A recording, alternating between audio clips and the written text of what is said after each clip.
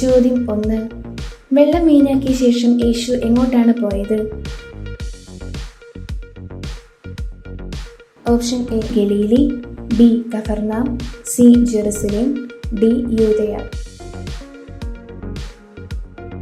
ഉത്തരം ബി കഫർനാം. ചോദ്യം 2. യഹൂദരുടെ പെസഹ അടുത്തിരിക്കുന്നതിനാൽ യേശു എങ്ങോട്ടാണ് പോയത്? Option A Jerusalem, B Jordan, C Bethania, D Emmaus. ഉത്തരം എ ജെറുസലേം. ചോദ്യം 3. പ്രാവുകളെ വിളിക്കുന്നവരോട് യേശു എന്താണ് പറഞ്ഞത്?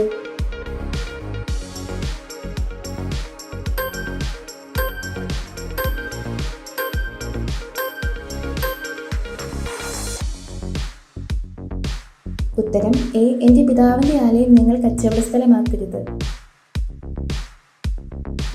ചോദ്യം 4. അവിടുത്തെ ആലയത്തെക്കുറിച്ചുള്ള തീക്ഷ്ണത എന്നെ എന്ത് ചെയ്യുമെന്നാണ് യോഹന്നാൻ സുവിശേഷകൻ പറയുന്നത്? ഓപ്ഷൻ എ നശിപ്പിക്കും, ബി രക്ഷിക്കും, സി വിഴുങ്ങിക്കളയും, ഡി പുനരുദ്ധരിപ്പിക്കും. ഉത്തരം സി വിഴുങ്ങിക്കളയും. ചോദ്യം 5. എത്ര ദിവസത്തിനകം ദേവാലയം പുനരുദ്ധരിപ്പിക്കുമെന്നാണ് യേശു പറഞ്ഞത്? Option A 1, B 3, C 2, D 5. ഉത്തരം ബി 3. ചോദ്യം 6. 3 ദിവസത്തിനകം ദേവാലയം പുനരുദ്ധരിക്കുമെന്ന് യേശു പറഞ്ഞത് എന്തിനെ പറ്റിയാണ്? ഓപ്ഷൻ എ രക്ഷയെപ്പറ്റി, ബി ജീവനെപ്പറ്റി, സി ശരീരമാകുന്ന ആലയത്തെപ്പറ്റി, ഡി സ്വർഗത്തെപ്പറ്റി. ഉത്തരം സി ശരീരമാകുന്ന ആലയത്തെപ്പറ്റി. ചോദ്യം 7. പെസഹ തിരുനാളിൽ യേശു എവിടെയായിരുന്നു?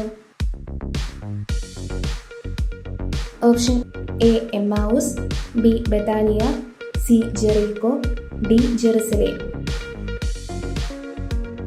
ഉത്തരം ഡി ജെറുസലേം. ചോദ്യം 8. യേശു പ്രവർത്തിച്ച അടയാളങ്ങൾ കണ്ട് വളരെ പേർ അവന്റെ നാമത്തിൽ വിശ്വസിച്ചു. യേശു ആകട്ടെ അവരെ വിശ്വസിച്ചില്ല. കാരണം? ഓപ്ഷൻ എ അവൻ അവരെയെല്ലാം അറിഞ്ഞിരുന്നു, ബി അവൻ അവരെ അറിഞ്ഞിരുന്നില്ല, സി അവൻ അവരെ വിശ്വസിച്ചിരുന്നില്ല, ഡി അവൻ അവരോട് സംസാരിച്ചിരുന്നില്ല. ഉത്തരം എ അവൻ അവരെയെല്ലാം അറിഞ്ഞിരുന്നു. ചോദ്യം 9. ദേവാലയം പണിയാൻ എത്ര സംവത്സരം എടുത്തുവെന്നാണ് യഹൂദർ പറഞ്ഞത്? Option A 40, B 43, C 41, D 46. ഉത്തരം ഡി 46. ചോദ്യം 10. ഈശോയുടെ ആദ്യത്തെ അത്ഭുതം എവിടെയായിരുന്നു? Option A Galilee, B Jerusalem, C Jericho, D Nazareth. ഉത്തരം എ ഗലീലി. ചോദ്യം 11. ഈശോ എന്തിനു വേണ്ടിയാണ് ഗലീലയിൽ അത്ഭുതം പ്രവർത്തിച്ചത്?